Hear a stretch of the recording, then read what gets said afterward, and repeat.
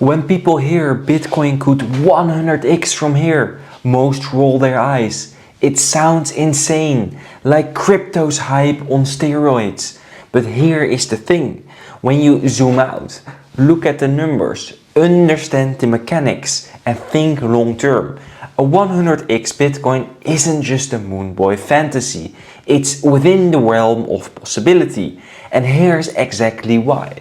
Right now, Bitcoin is trading around $110,000 with roughly 20 million coins in circulation that gives us a market cap of about $2 trillion. So what does a 100x look like?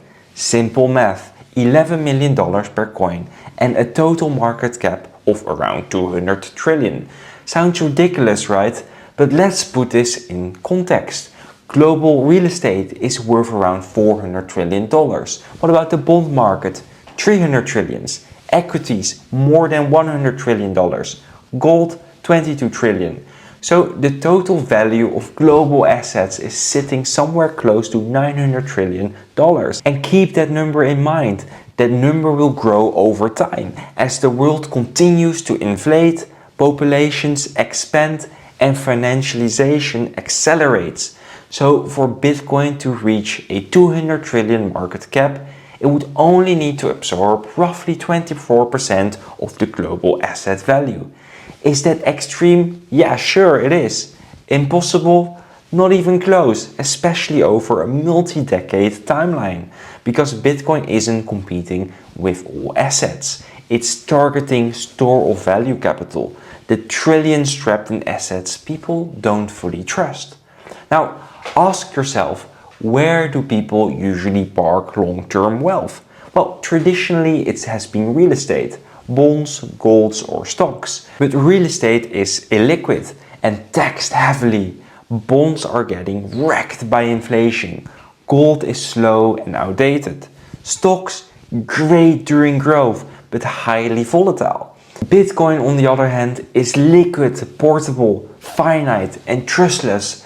It's designed to be hard money in a world where fiat is being printed into oblivion. Add in the 2024 launch of the spot Bitcoin ETF and suddenly institutions, pensions, sovereign wealth funds, asset managers have a clear regulated way to allocate to Bitcoin.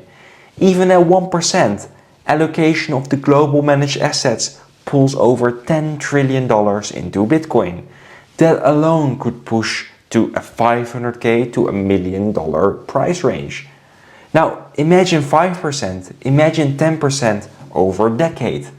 Then you have the macro forces, inflation, de-dollarization, capital controls and the rise of AI and automation, accelerating wealth concentration. Individuals and nations are looking for assets that are unconfiscatable, apolitical and permissionless.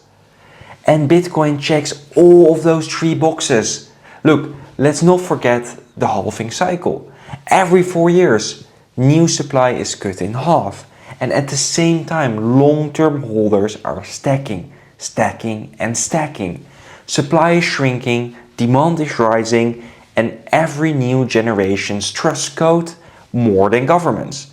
So you can feel the shift happening, slowly, then all at once. Now, to be clear, I'm not sharing Bitcoin is guaranteed to hit $11 million, like most things in life. I'm not telling you to mortgage your house and go all in. This is not financial advice. I'm just saying the math supports the possibility. The infrastructure is being built and the macro conditions are pointing in the same direction. So is Bitcoin going to 100x this year? I don't think so. But could it over the next 10, 20, 30 years? If Bitcoin becomes major global reserve asset, absolutely, it's not crazy, it's just early. Look, if this helped you zoom out and see the bigger picture, hit like and subscribe.